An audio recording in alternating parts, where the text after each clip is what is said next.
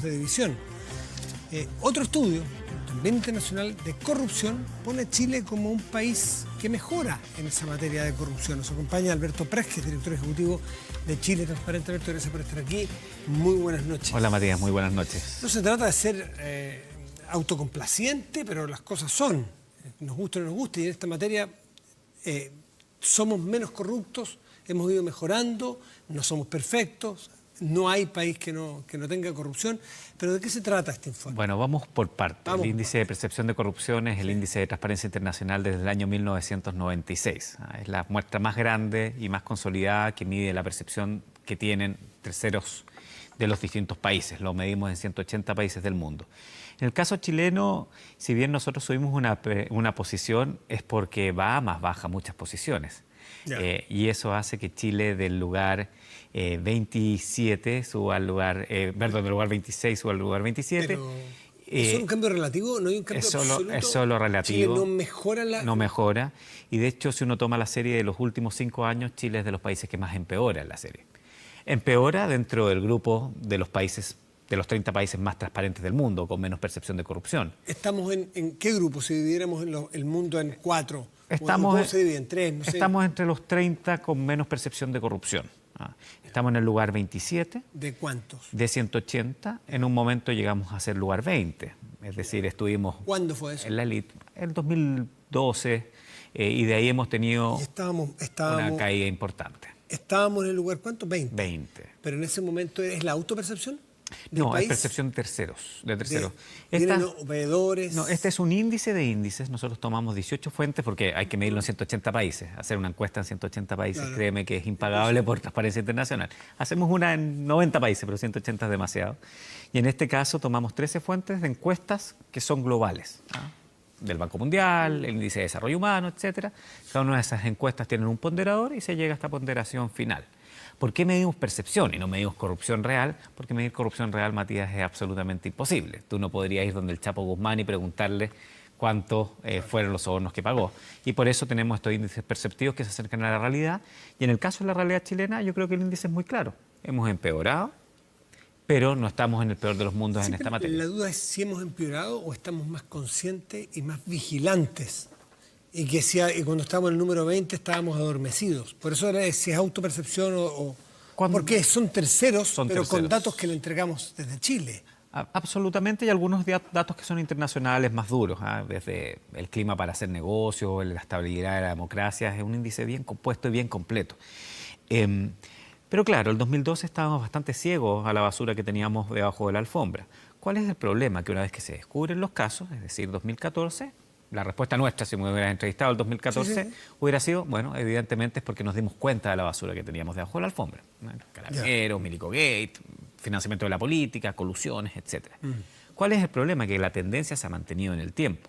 Y eso demuestra que la reacción de la sociedad chilena y del Estado chileno no ha sido la reacción adecuada.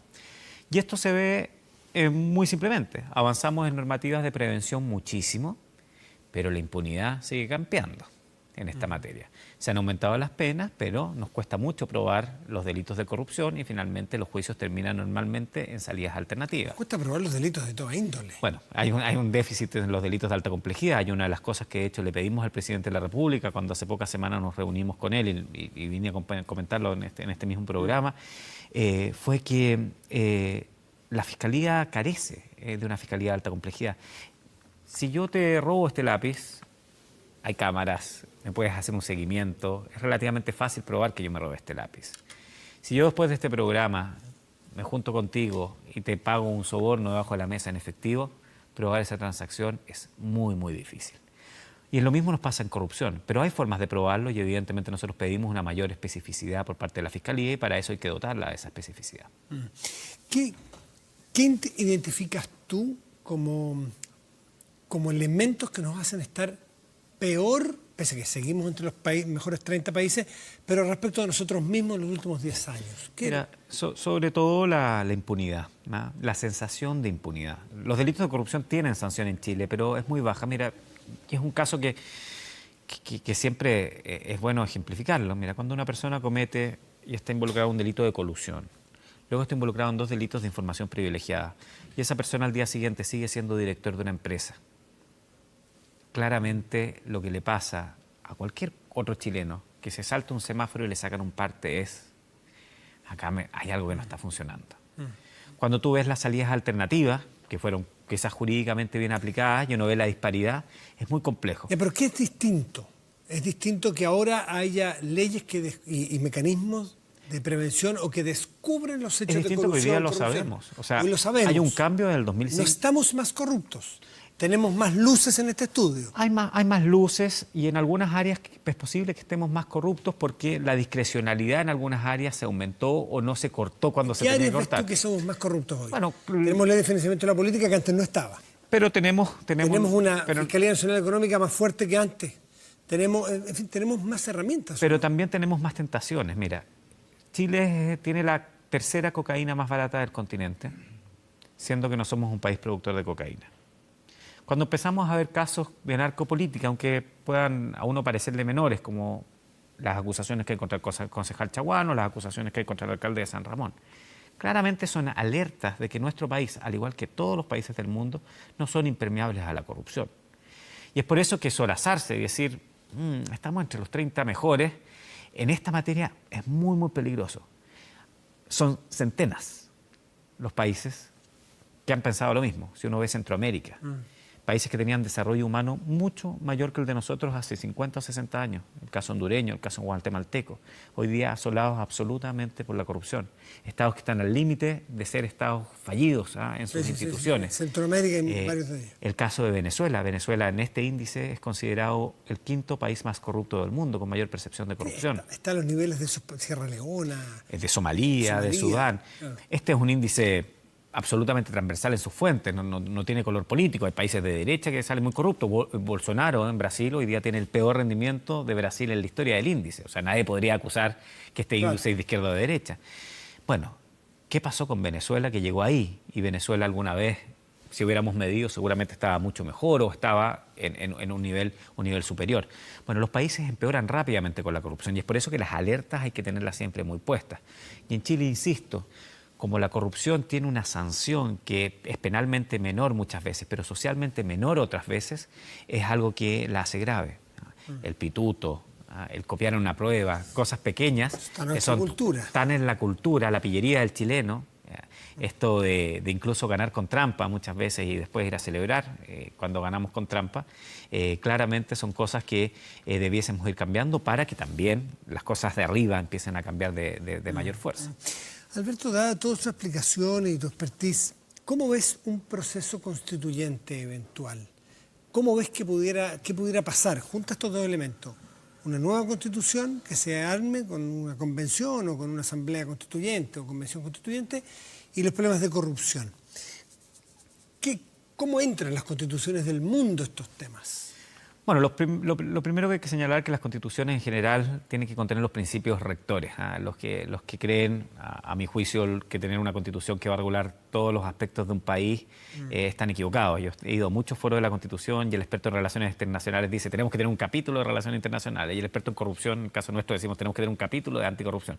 Bueno, si tuviéramos capítulo para todas las necesidades de todos los distintos actores respecto a nuestros intereses o gustos, claramente nuestra Constitución sería absolutamente inservible. Por eso quiero saber, o sea, no es materia de Constitución. Con una excepción. La Constitución chilena actual tiene una innovación que hace en su artículo 9 que condena el terrorismo como un delito que afecta gravemente al Estado.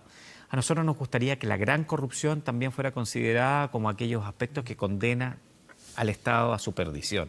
Y sería muy bueno constitucionalizarla y incluirla. ¿Y cómo se definiría? Pues dice, Chile es un país que pena la corrupción. No. Eso es más amplio que...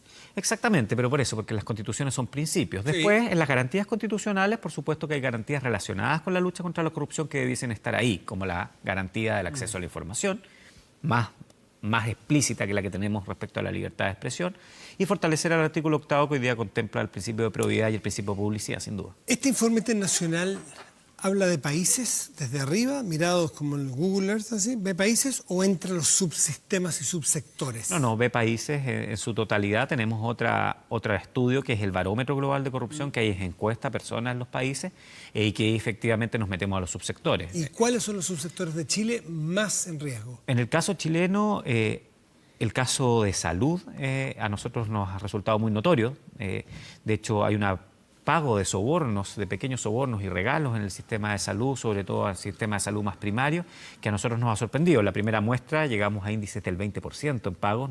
Incluso pensamos que la muestra estuvo mala, tuvimos que pedirla a la encuestadora, revisarla. En 2 años... Y perdone, ¿cuál es esa relación corrupta entre quiénes y quiénes? ¿Médicos Mira, y farmacéuticas? No, más Prestadores. bien muchas veces, ante las carencias que tiene el sistema de salud, muchas veces los usuarios tienen que pedir favores o entregar favores para ser atendidos, por ejemplo, adelantar listas, adelantar operaciones, adelantar atenciones. Nos sorprendió, lo vimos con Contraloría, de hecho, y Contraloría tiene algunas investigaciones también en esa área y nos sorprende. Bueno, por supuesto, la corrupción, no directamente el pago de soborno, pero a nivel policial, ha aumentado en nuestro país, lo hemos visto en el caso de Carabineros, bueno, el caso también militar. Pero en general la corrupción, Matías, se da donde hay discrecionalidad. Y en el consultorio hay discrecionalidad. Yo soy el que entrego la hora médica, que son muy poquitas al día en la mañana, a las 5 de la mañana cuando tengo que ir a hacer la cola, versus una persona desesperada que tiene que obtener esa hora médica. Eso es el caldo de cultivo perfecto para la corrupción, porque tienes un incentivo a esa persona que está ahí desesperada esperando una hora médica a poder obtenerla, y tienes una persona que tiene 5 horas y que tiene todo el incentivo para aumentar su salario de otra forma. Por último, Alberto Prej, estos de los cambios culturales, ¿hay algún país del mundo en que haya hecho una política pública para enseñarlo, para mejorar? Porque los cambios culturales son muy difíciles. Mira, bueno, en general volvemos siempre a los ejemplos típicos y clásicos. Dinamarca, por ejemplo, que es uno de los países que tiene una buena puntuación, tiene problemas severos, ha tenido problemas severos de corrupción en el último tiempo. El Danske Bank, que es un escándalo interesante de financiación a través de dineros ilegales. Pero en Dinamarca anda a pagarle un soborno a un policía, o anda a saltarte una fila, o anda a no respetar un semáforo. ¿Por qué? Porque se ha creado una cultura de que efectivamente el que va por el mal camino va a ser sancionado. ¿Cómo lo logras? Bueno, desde la educación primaria, por supuesto, pero también desde el garrote. Muy simple. Si tú tienes una sociedad, del 100%, un 2% siempre va a cometer delitos de corrupción. Ese tipo o tipa, lo único que tiene es el derecho penal para sancionarlo. Tienes un 18% que son los buenos ciudadanos, aquellos que, a pesar de que les digan que son tontos, a pesar de que les digan que son gansos, no se van a ir por la berma, no van a copiar una prueba, van a pagar todos sus impuestos, el 18%. Y el 80% somos el resto, que nos vamos a mover según los incentivos.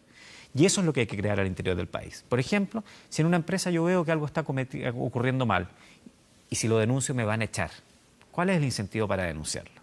Si soy un funcionario público honesto y me van a sancionar por denunciar algo, ¿cuál es mi incentivo para denunciar? O sea, generar las condiciones. Condiciones para que los honestos podamos efectivamente vivir tranquilos, que es lo que queremos como sociedad. Y hay sociedades que han avanzado muchísimo en este aspecto y la sociedad chilena lo puede hacer. Insisto, no estamos en el peor de los mundos, pero a nosotros dos que nos gusta el fútbol, nos parecemos hoy día a La Serena, que acaba de ascender y que esperamos que no descienda, pero que podría descender al año siguiente. Y eso es lo que nos pasa en Chile en materia de corrupción. Un equipo débil, pero que no es de los más débiles del mundo, sin duda. Alberto Prej, muchísimas gracias por estar aquí esta noche. Muchísimas gracias, Matías. Muy bien. Muy buenas noches. Aprovechamos de saludar a la gente de La Serena, que van a estar felices porque el Club de Deportes, como le dicen,